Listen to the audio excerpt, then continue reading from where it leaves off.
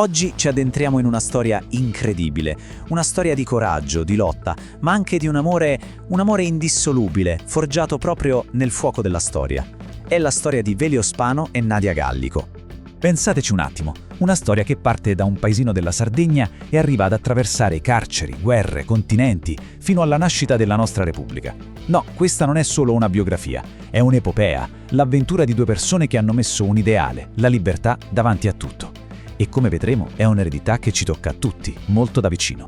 E allora partiamo dall'inizio. Tutto comincia qui, in Sardegna, dove un giovane matura una coscienza politica che, segnerà per sempre il suo destino. Ecco, proviamo a immergerci in questa storia. Velio Spano non nasce rivoluzionario, ci diventa. E come? Crescere a Guspini, nel cuore pulsante delle miniere sarde, voleva dire una cosa: vedere ogni giorno con i propri occhi la fatica, la durezza, lo sfruttamento. Ma la scintilla vera, quella decisiva, scatta con l'incontro con un altro sardo destinato a fare la storia, Antonio Gramsci. Immaginate queste conversazioni sulla questione sarda, su quell'arretratezza e quelle ingiustizie che sembravano inchiodare l'isola. Per Velio diventa chiaro che non si può più restare a guardare. E così aderire al comunismo non è un'infatuazione, ma una scelta di vita, profonda e consapevole. E da quel momento la sua vita subisce un'accelerazione pazzesca. Guardate queste date. Ognuna non è solo un numero, ma una scelta, un rischio enorme. In pochissimi anni passa dall'essere un attivista studentesco a un clandestino, un ricercato. Il regime fascista ormai non tollera più alcuna forma di opposizione e Spano finisce dritto nel mirino. L'arresto e la condanna, potrebbero sembrare una sconfitta, e invece sono solo l'inizio della sua vera grande battaglia. E questa frase che scrive la famiglia è di una potenza incredibile. Non ho perduto un centimetro della mia statura. Pensiamoci bene, il carcere fascista era una macchina pensata per annientarti, per umiliarti nel corpo e nello spirito. Ma Velio ne esce a testa alta, con la dignità intatta e le sue convinzioni, se possibile, ancora più forti. Un uomo che non ha perso nemmeno un centimetro della sua statura morale. Incredibile. Una volta fuori dal carcere è costretto all'esilio, ma la sua lotta non si ferma, anzi, esplode e diventa internazionale. E qui la sua storia cambia ancora, supera i confini. La sua non è più solo una battaglia per l'Italia, ma contro il fascismo ovunque si manifesti. Guardate che percorso, va a fare propaganda tra i soldati italiani in Egitto e poi la Spagna. Dalla Spagna compie un'impresa che ha del leggendario. Con Radio Milano, una radio clandestina, la sua voce riesce a bucare la cappa di censura del regime, portando speranza, notizie vere, in un'Italia che non poteva più parlare. È così che Spano diventa una figura chiave, un punto di riferimento dell'antifascismo in tutto il Mediterraneo. E sarà proprio lì, nel cuore del Mediterraneo, in Tunisia, che la sua vita, sia quella politica che quella personale, sta per trovare una svolta decisiva. È a Tunisi che Velio incontra Nadia Gallico. E qui fermiamoci un attimo, perché la storia cambia passo. È fondamentale capire una cosa: Nadia non è semplicemente la moglie di. Assolutamente no. È una leader politica a pieno titolo, una combattente con una sua storia, già attivissima nella resistenza locale.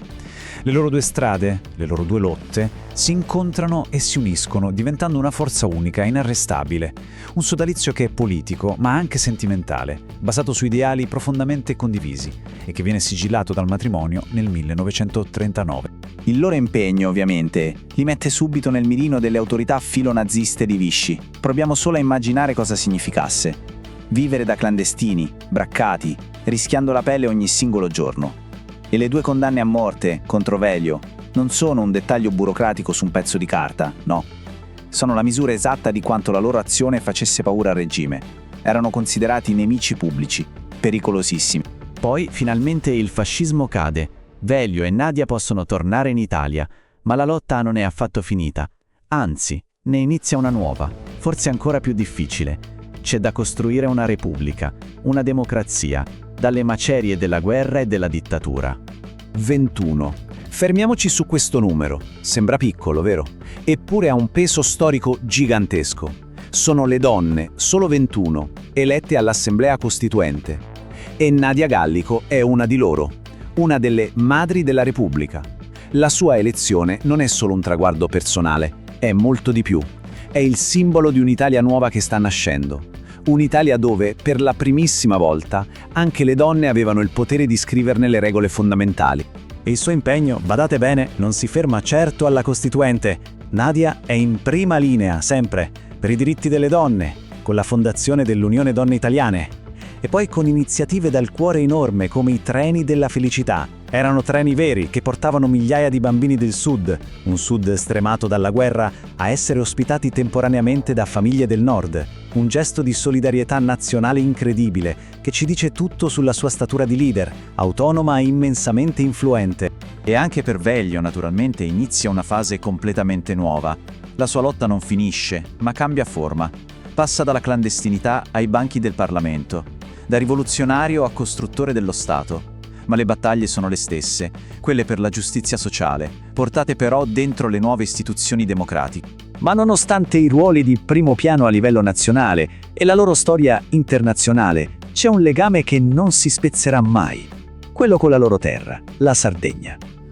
Il cuore e l'impegno di Velio e Nadia sono sempre rimasti lì. E questa storia ce lo dimostra in modo potentissimo. Torniamo nel cuore della Sardegna, nelle miniere. Lo sciopero di Carbonia del 48 è un evento che è entrato nella leggenda. Provate a immaginare la scena. 72 giorni di occupazione dei pozzi, in condizioni durissime, disperate. E Velio, che ora è senatore e quindi protetto dall'immunità parlamentare, cosa fa? Scende giù, nei pozzi, con loro, si mette alla testa della protesta, diventa la voce, il simbolo di quei minatori, a dimostrazione che quel legame, con le sue radici, con la sua gente, non si era mai spezzato. Come si è capito, la loro è una storia che non si può raccontare al singolare. È un'unica, grande storia, un intreccio indissolubile di politica e di vita. E questo concetto, l'archivio di coppia, è forse la prova più bella e tangibile di questa loro unione. Dopo la morte di Velio, Nadia dedica il resto della sua vita a custodire e organizzare la loro memoria.